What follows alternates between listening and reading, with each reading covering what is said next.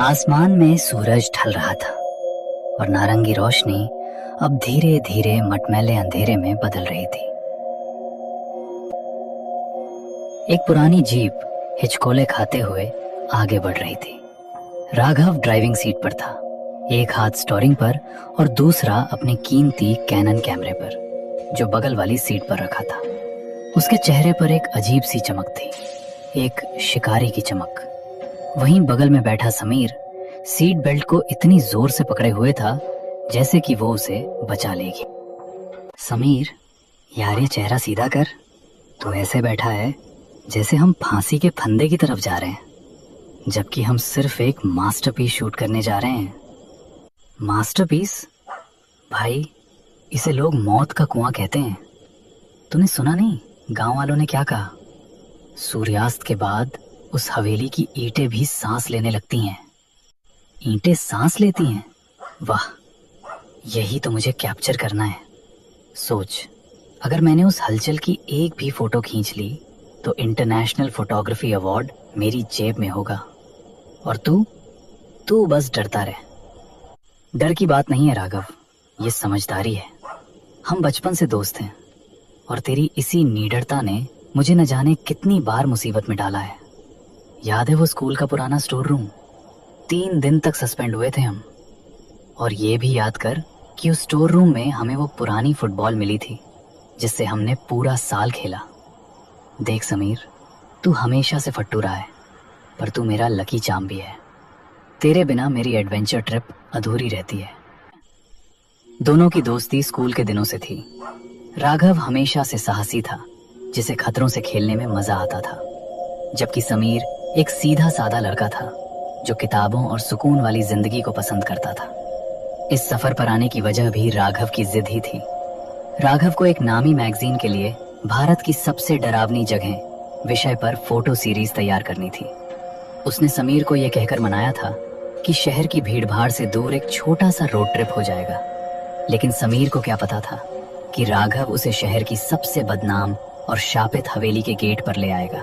गाड़ी के टायर सूखी पत्तियों और टहनियों को कुचलते हुए आगे बढ़ रहे थे। बाहर का अंधेरा इतना गाढ़ा था कि हेडलाइट की रोशनी भी जैसे उस काली दीवार से टकराकर वापस आ रही थी। गाड़ी के अंदर एक अजीब सी सड़ांध भरने लगी थी, जैसे पुरानी गीली लकड़ी और गंधक सल्फर का मिश्रण। राघव स्टीयरिंग थामे हुए था, लेकिन उसके माथे पर पसीने की बूंदें चमक रही थी।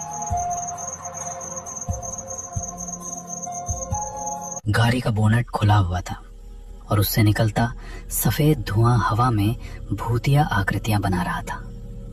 राघव बाहर खड़ा था, लेकिन उसे ऐसा महसूस हो रहा था जैसे हवा का तापमान अचानक कई डिग्री गिर गया हो।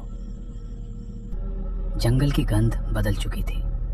अब वहां सूखी पत्तियों के साथ साथ किसी पुराने सड़े हुए मांस की गंध आने लगी थी।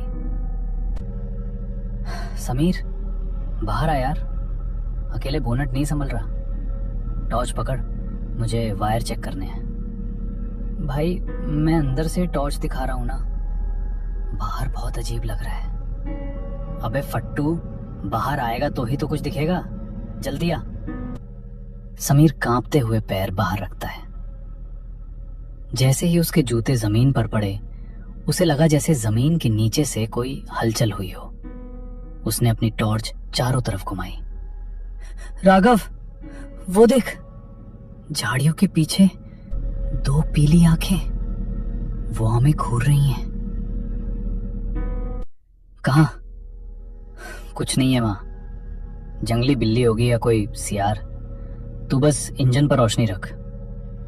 अरे यार, इस नई टॉर्च को क्या हुआ?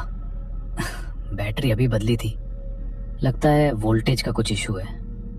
राघव, टॉर्च खराब नहीं है, कुछ और है। देख, उस बरगद के पेड़ के पास वो साया, वो इंसान जितना लंबा है, लेकिन उसके हाथ जमीन तक लटक रहे हैं। तू पागल हो जाएगा समीर, वो पेड़ की परछाई है। राघव ने जैसे ही उस तरफ टॉर्च मारी, रोशनी वहां पहुंच